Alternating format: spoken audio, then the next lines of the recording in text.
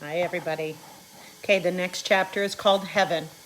I woke up later on and it was still dark. I got out of bed and walked into Mom and Dad's bedroom. Mommy, I whispered. It was completely dark, so I couldn't see her open her eyes. Mommy, you okay, honey? She said groggily. Can I sleep with you? Mom scooted over toward Daddy's side of the bed and I snuggled up next to her. She kissed my hair. Is your hand okay? I said. Via told me Daisy bit you. It was only a nip, she whispered in my ear. Mommy, I started crying. I'm so sorry about what I said. Shh, there's nothing to be sorry about, she said so quietly I could barely hear her. She was rubbing the side of her face against my face. Is Via ashamed of me? I said.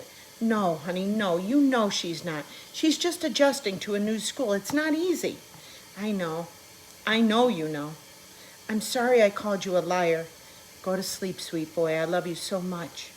I love you so much too, Mommy. Good night, honey, she said very softly.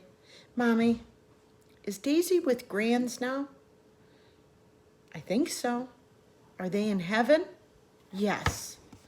Do people look the same when they get to heaven? I don't know. I don't think so. Then how do people recognize each other? I don't know, sweetie. She sounded tired. They just feel it. You don't need your eyes to love, right? You just feel it inside of you. That's how it is in heaven. It's just love. And no one forgets who they love. She kissed me again. Now go to sleep, honey. It's late and I'm so tired. But I couldn't go to sleep, even after I knew she had fallen asleep. I could hear Daddy sleeping too, and I imagined I could hear Via sleeping down the hallway in her room. And I wondered if Daisy was sleeping in heaven right then. And if she was sleeping, was she dreaming about me? And I wondered how it would feel to be in heaven someday and not have my face matter anymore. Just like it never, ever mattered to Daisy. Understudy. Via brought home 3 tickets to the school play a few days after Daisy died. We never mentioned the fight we had over dinner again. On the night of the play, right before she and Justin were leaving to get to their school early, she gave me a big hug and told me she loved me and she was proud to be my sister.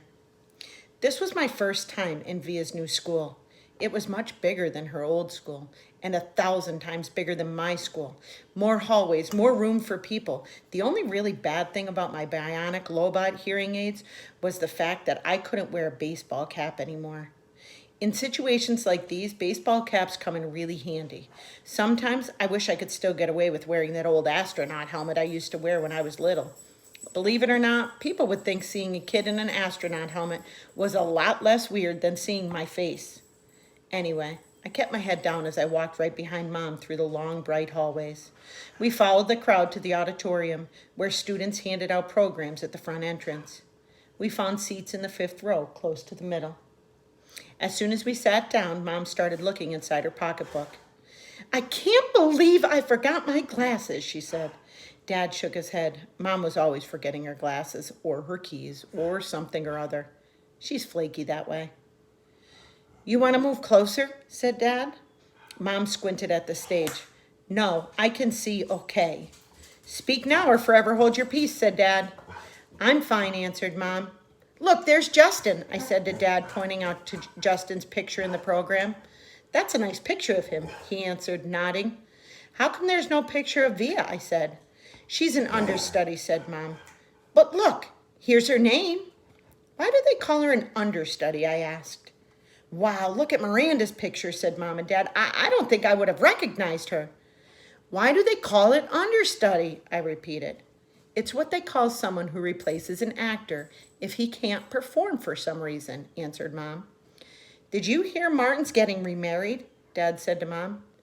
Are you kidding me? Mom answered, like she was surprised. Who's Martin? I asked. Miranda's father, Mom answered, and then to Dad, who told you? I ran into Miranda's mother in the subway. She's not happy about it. He has a new baby on the way and everything. Wow, said Mom, shaking her head. What are you guys talking about? I said. Nothing, answered Dad. But why do they call it understudy? I said. I don't know, Augie Doggy, Dad answered. Maybe because the actors kind of study under the main actors or something. I really don't know. I was going to say something else, but then the lights went down. The audience got very quiet very quickly. Daddy, can you please not call me Augie Doggy anymore? I whispered in Dad's ear. Dad smiled and nodded and gave me a thumbs up. The play started. The curtain opened.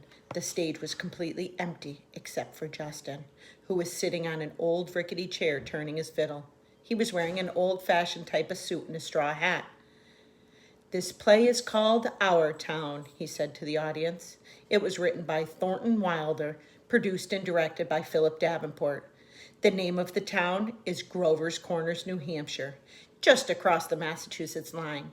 Latitude 42 degrees, 40 minutes. Longitude 70 degrees, 37 minutes.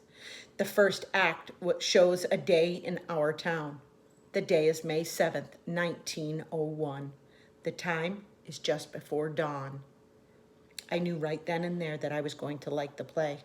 It wasn't like the other school plays I've been to, like The Wizard of Oz or Cloudy with a Chance of Meatballs. No, this was a grown-up seeming play, and I felt smart sitting there watching it. A little later in the play, a character named Mrs. Webb calls out for her daughter Emily. I knew from the program that that was the part Miranda was playing, so I leaned forward to get a better look at her. That's Miranda, Mom whispered to me, squinting at the stage when Emily walked out. She looks so different. It's not Miranda, I whispered. It's Via. Oh my God, said Mom, lurching forward in her seat. Shh, said Dad. It's Via, Mom whispered to him. I know, whispered Dad, smiling. Shh. Next chapter, the ending. The play was so amazing. I don't want to give away the ending, but it's a kind of ending that makes people in the audience teary. Mom totally lost it when Via, as Emily, said, goodbye, goodbye world, goodbye Grover's Corners. Mama and Papa, goodbye to clocks ticking and Mama's sunflowers, and food and coffee, and new iron dresses and hot baths, and sleeping and waking up. Oh, Earth, you're too wonderful for anybody to realize you. Via was actually crying while she was saying this, like real tears. I could see them rolling down her cheeks. It was totally awesome. After the curtain closed, everyone in the audience started clapping. Then the actors came out one by one. Via and Justin were the last ones out. And when they appeared, the whole audience rose to their feet. Bravo! I heard Dad yelling through his hands. Why is everyone getting up? I said. It's a standing ovation, said Mom, getting up. So I got up and clapped and clapped. I clapped until my hands hurt. For a second, I imagined how cool it would be to be Via and Justin right then, having all these people stand up and cheer for them. I think there should be a rule that everyone in the world should get a standing ovation at least once in their lives. Finally, after I don't know how many minutes, the line of actors on stage stepped back and the curtain closed in front of them. The clapping stopped and the lights went up and the audience started getting up to leave. Me and Mom and Dad made our way to the backstage. Crowds of people were congratulating the performers, surrounding them, patting them on the back. We saw Via and Justin at the center of the crowd, smiling at everyone, laughing and talking. Via, shouted Dad, waving as he made his way through the crowd. When he got close enough, he hugged her and lifted her off the floor a little. You're amazing, sweetheart. Oh my God, Via, Mom was screaming with excitement. Oh my God, oh my God. She was hugging Via so hard, I thought Via would suffocate, but Via was laughing. You were brilliant, said Dad. Brilliant, Mom said, kind of nodding and shaking her head at the same time. And you, Justin, said Dad, shaking Justin's hand and giving him a hug at the same time. You were fantastic. Fantastic, Mom repeated. She was honestly so emotional, she could barely talk. What a shock to see you up there, Via, said Dad. Mom didn't even recognize you at first, I said. I didn't recognize you, said Mom, her hand over her mouth. Miranda got sick right before the show started, said Via, all out of breath. There wasn't even time to make an announcement.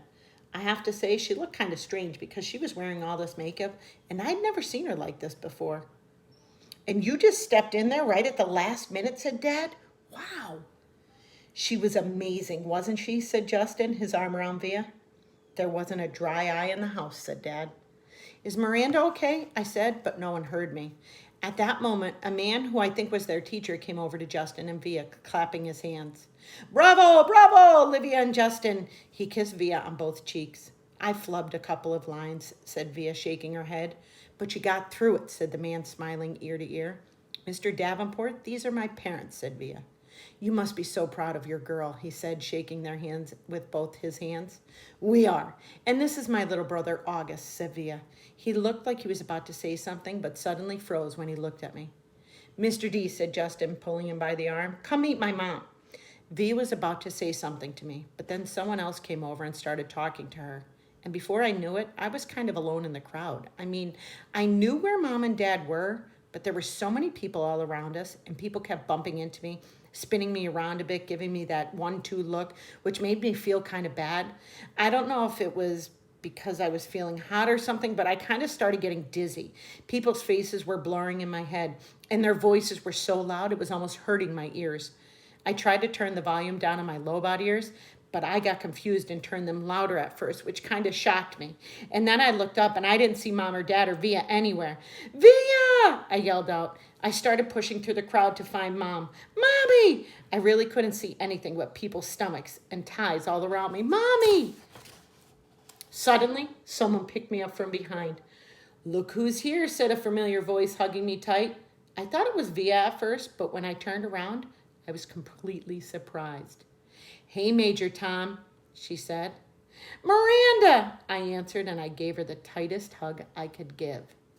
Okay, so part 7 of the book is told from Miranda's point of view. And her little quote is, I forgot that I might see so many beautiful things. I forgot that I might need to find out what life could bring. And that was written by Adane in Beautiful Things.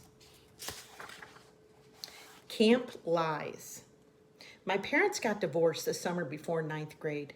My father was with someone else right away. In fact, though my mother never said so, I think this was the reason they got divorced. After the divorce, I hardly ever saw my father, and my mother acted stranger than ever. It's not that she was unstable or anything, just distant, remote. My mother is the kind of person who has a happy face for the rest of the world, but not a lot left over for me. She's never talked to me much, not about her feelings, her life. I don't know much about what she was like when she was my age. Don't know much about the things she liked or didn't like. The few times she mentioned her own parents who I've never met, it was mostly about how she wanted to get as far away from them as she could once she'd grown up. She never told me why. I asked a few times, but she would pretend she hadn't heard me. I didn't want to go to camp that summer. I had wanted to stay with her to help her through the divorce, but she insisted I go away. I figured she wanted the alone time, so I gave it to her. Camp was awful. I hated it. I thought it would be better being a junior counselor, but it wasn't. No one I knew from the previous year had come back, so I didn't know anyone, not a single person. I'm not even sure why, but I started playing this little make-believe game with the girls in the camp. They'd ask me stuff about myself, and I'd make things up. My parents are in Europe, I told them. I live in a huge townhouse on the nicest street in North River Heights. I have a dog named Daisy. Then one day I blurted out that I had a little brother who was deformed. I have absolutely no idea why I said this. It just seemed like an interesting thing to say. And of course, the reaction I got from the little girls in the bungalow was dramatic. Really? So sorry. That must be tough, etc., etc. I regretted saying this the moment it escaped from my lips, of course. I felt like such a fake. If Via ever found out, I thought she'd think I was such a weirdo. And I felt like a weirdo. But I have to admit, there was a part of me that felt a little entitled to this lie. I've known Augie since I was 6 years old. I've watched him grow up. I've played with him. I've watched all 6 episodes of Star Wars for his sake, so I could talk to him about the aliens and bounty hunters and all that. I'm the one who gave him the astronaut helmet he wouldn't take off for 2 years. I mean, I've kind of earned the right to think of him as my brother. And the strangest thing is that these lies I told, these fictions, did wonders for my popularity. The other junior counselors heard it from the campers, and they were all over it. Never in my life have I ever been considered one of the popular girls in anything, but that summer in camp, for whatever reason, I was the girl everybody wanted to hang out with. Even the girls in Bungalow 32 were totally into me. These were the girls at the top of the food chain. They said they liked my hair, though they changed it. They said they liked the way I did my makeup, though they changed that too. They showed me how to turn my t-shirts into halter tops. We smoked. We snuck out late at night and took a path through the woods to the boys' camp. We hung out with boys. When I got home from camp, I called Ella right away to make plans with her. I don't know why I didn't call Via. I guess I just didn't feel like talking about stuff with her. She would have asked me about my parents, about camp. Ella never really asked me about things. She was an easier friend to have in that way. She wasn't serious like Via. She was fun. She thought it was cool when I dyed my hair pink. She wanted to hear all about those trips through the woods late at night. Next chapter, school. I hardly saw Via at school this year, and when I did, it was awkward. It felt like she was judging me. I knew she didn't like my new look. I knew she didn't like my group of friends. I didn't much like hers. We never actually argued, we just drifted away. Ella and I badmouthed her to each other. She's such a prude. She's so this, she's so that. We knew we were being mean, but it was easier to ice her out if we pretended she had done something to us. The truth is, she hadn't changed at all. We had. We'd become these other people, and she was still the person she'd always been. That annoyed me so much, and I didn't know why. Once in a while, I'd look to see where she was sitting in the lunchroom, or check the elective list to see what she'd signed up for. But except for a few nods in the hallway and an occasional hello, we never really spoke to each other. I noticed Justin about halfway through the school year. I hadn't noticed him at all before then, other than he was the skinniest, cutest dude with thick glasses and longish hair who carried a violin everywhere. Then one day I saw him in the front of the school with his arm around Via. "So Via has a boyfriend," I said to Ella, kind of mocking. I don't know why it surprised me that she'd have a boyfriend. Out of the three of us, she was totally the prettiest. Blue eyes and long, wavy, dark hair. But she just never acted like she was at all interested in boys. She acted like she was too